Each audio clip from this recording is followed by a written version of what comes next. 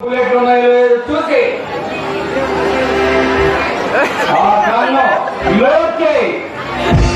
వాడి సంగతి నేను చూసుకుంటాను.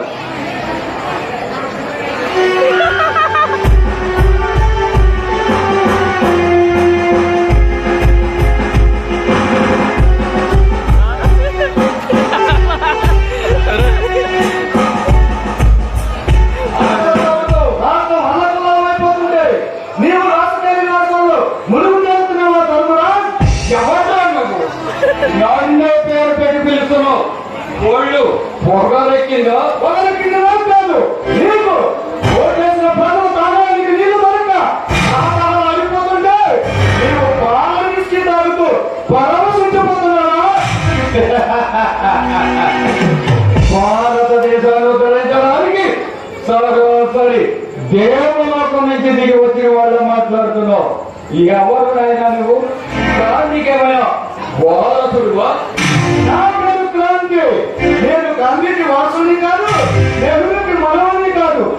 ఇలా గాంధీ పేరు చెప్పుకొని గాంధీలో మునిగి తెలుస్తున్న నాయకులకి గుణపాఠం చెప్పాలని పరిలోకి చూపిన బాలచంద్రుడిని నువ్వు బాలచంద్రుడు అయినా బ్రహ్మనాయుడు అయినా నాకేం భయం లేదు. ఇలాంటి ఉగ్రవాదులను ఊరు పొలి మీద పాటేసే తెలుసుకొని గర్వపడడానికి నీ బతుకులో నిజానికి నిండి లేదు. అది ఎప్పుడో పాపాలతో పండిపోయింది, మోసంతో ఎండిపోయింది. అద్దులు దాటుతున్నావు. బుద్ధిగా బయటికి వెళ్తే బ్రతికిపోతావు.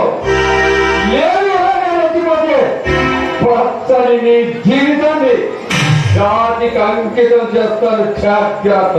ఈ దేశం సౌభాగ్యం కోసం పాటుపడతానని ప్రమాణ స్వీకారం చేసి నీవు పదవులకు వచ్చిన నీవు ఈ దేశం కోసం ఏ త్యాగం చేస్తావు? ఈ జాతి కోసం ఏ సుఖాన్ని అందుకున్నావు?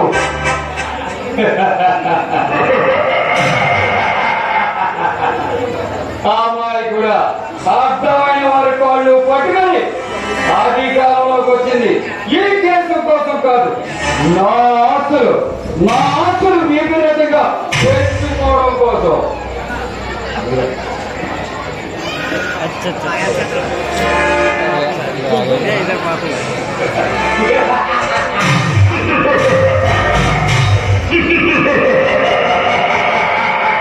ఇప్పటికైనా మించిపోయింది లేదు తమ్ముడు.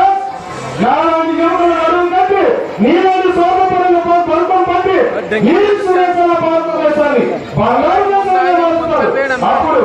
అప్పుడు నువ్వు కష్టపడి కలగేస్తారు. చూడు క్రాంతి, ఈ ప్రజలకు ఆ మాత్రం తెలివితేటలు ఉంటే మళ్ళీ మాకు అధికారం అప్పగించేవారే కాదు.